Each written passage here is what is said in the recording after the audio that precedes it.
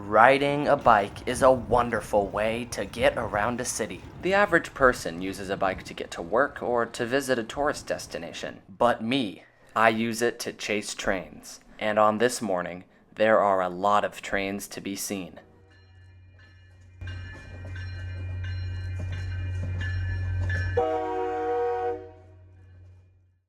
I woke up extra early on this fine June morning. It was rise and shine at 7, and by 8, I was off to my local blue bike station. Instead of walking 30 minutes to the Grand Junction, I rode my bike for a mere 10 minutes, and then all I had to do was wait. Now, it's about time I tell you why I'm out here. This spring, the MBTA has been running a slew of stone trains to Westboro on the Worcester line, and on this morning, one was set to run west. But there's one problem.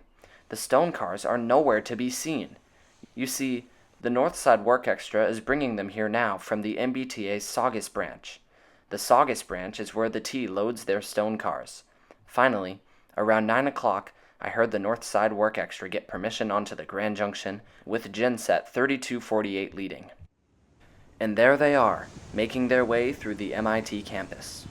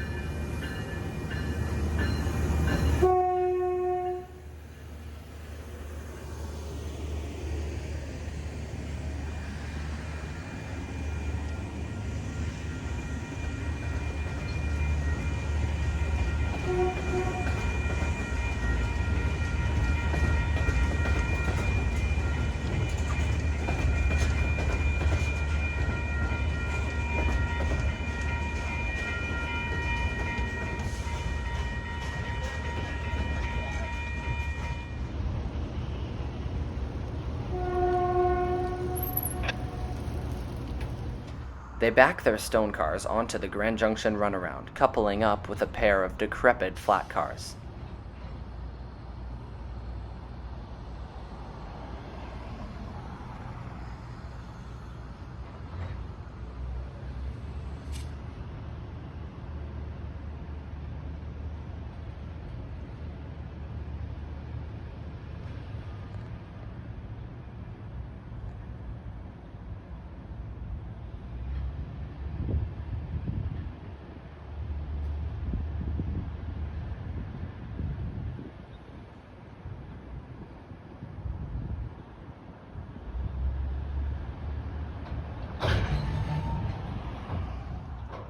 Now, 3248 heads engines light back to the north side.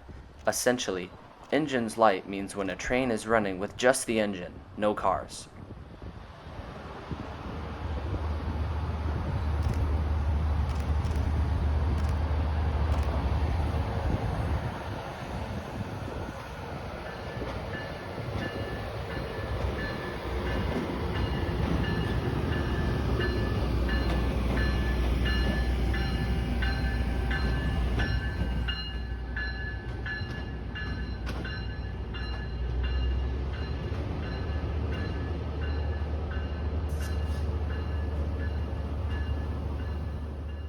Over the scanner, we hear the Southside Work Extra ask for permission to pick up the stone cars. I'm not sure if they're back on the Grand Junction or not. They were going to wash them, I guess. Okay, well, I need the equipment. Hold on. Engine 1028. 1028 only, roger that. Okay, on the Grand Junction, they just dropped off. So the work train is ahead of you. And let me know when you're clear. At the runaround, the Southside Work Extra typically brings both of their locomotives to build their train, but today they left the second F40, 1030, at milepost 3.3, I believe this is because the milepost 4.75 switch at Boston Landing, which they typically use, was closed. Anyways, here is 1028 backing onto the stone loads.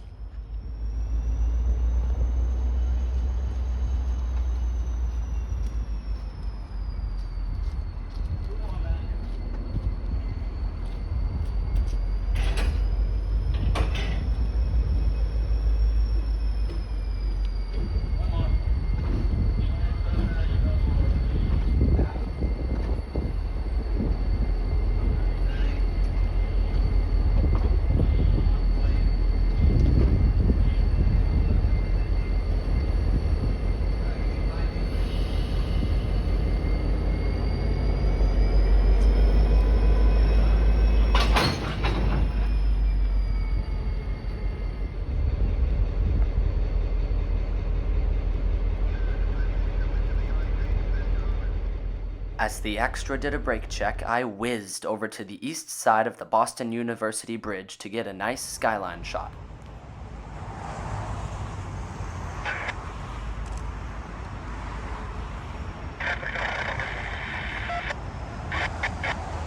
Any of that stuff in?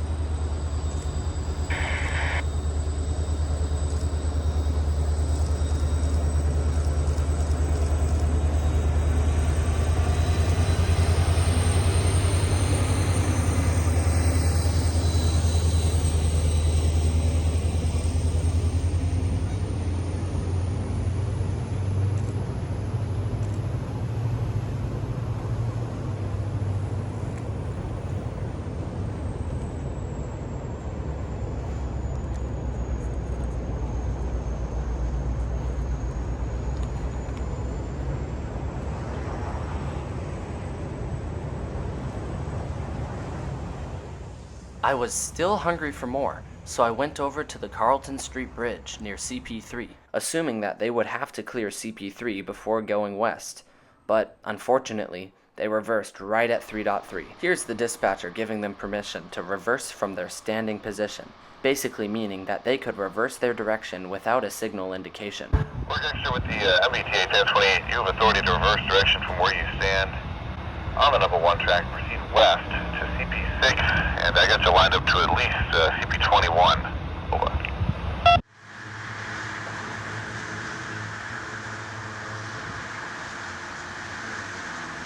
Don't go anywhere. Another stone train ran on the Grand Junction just a few weeks later.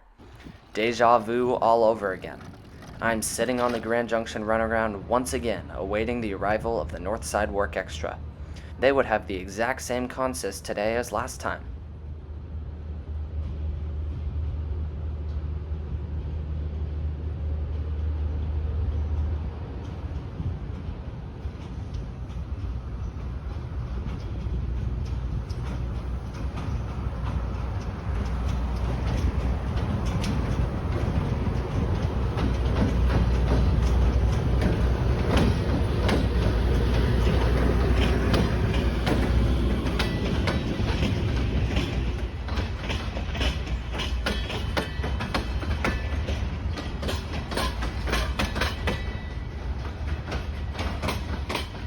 The bike allowed for me to get to the runaround just in time to see the 3248 switch off of the cars.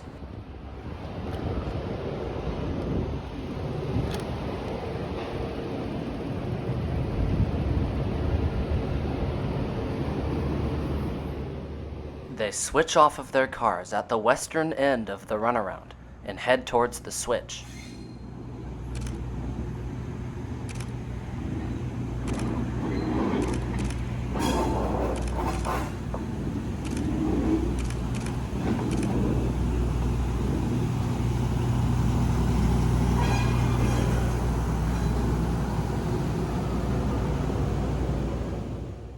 They now slow down by the stone cars to pick up their conductor, and then head back to the north side.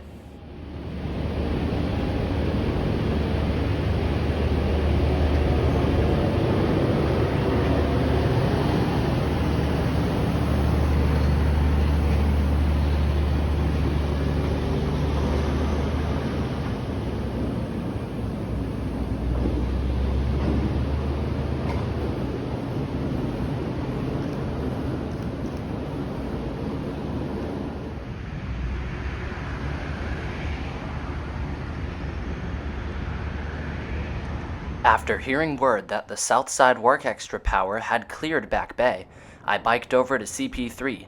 What a difference a bike can make. As I wait, let me tell you about how wild this spring has been for the Worcester line. There has been an assortment of rail trains, ballast trains, and other cool extras. I guess it goes to show that the MBTA is making a great effort to improve much of its decrepit system. Anyways, at the CP3 signals, CP meaning control point, and 3 meaning the milepost, the work extra's power clears, and they open up the 3.3 switch.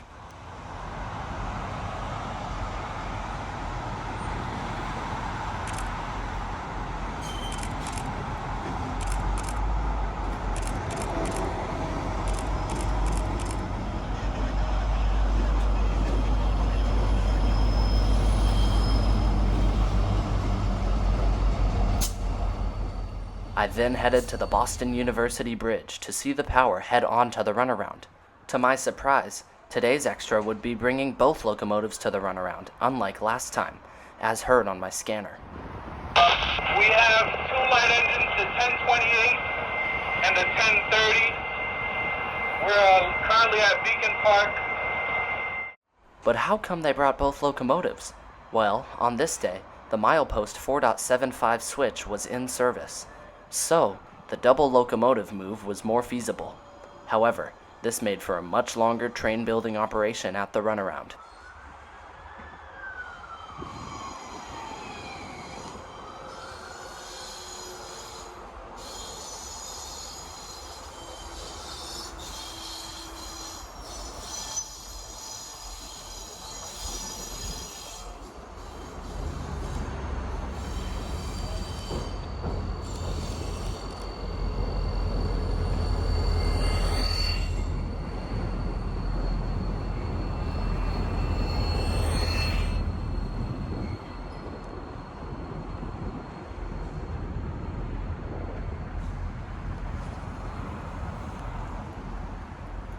"10:30, one of the MBTA's final 4 F40PH2Cs in service, switches off 1028 and heads towards the cars.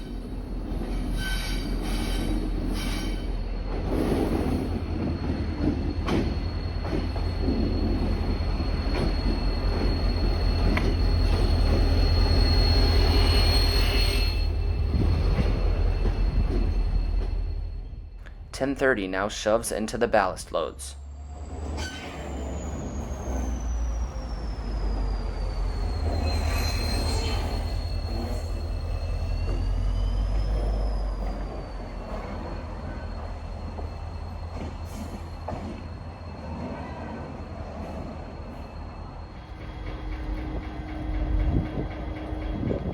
I found a shot in a parking lot with a fantastic view of 1030 hooked onto its cars.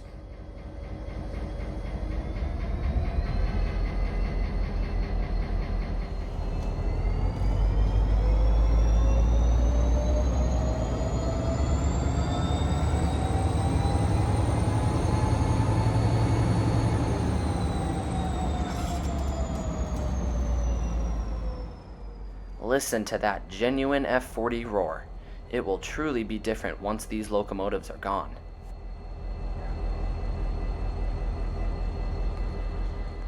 Work Extra 1030 revs up to notch 8 as they depart the runaround.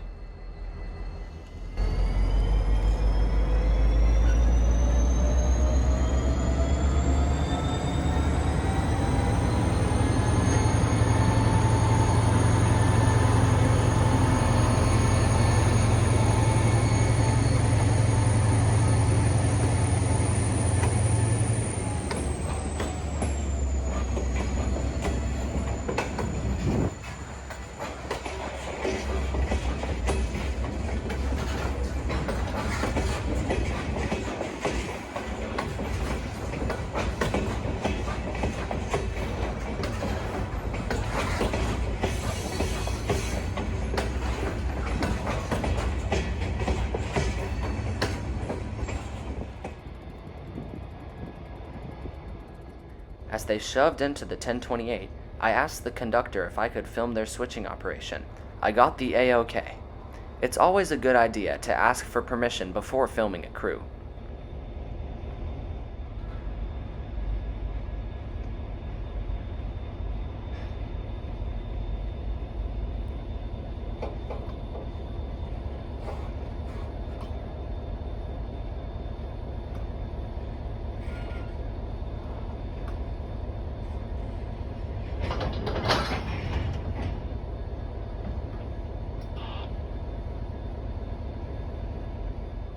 The Ballast train cruises towards the 4.75 switch and ultimately Westboro, wrapping up a great couple of days out on the rails.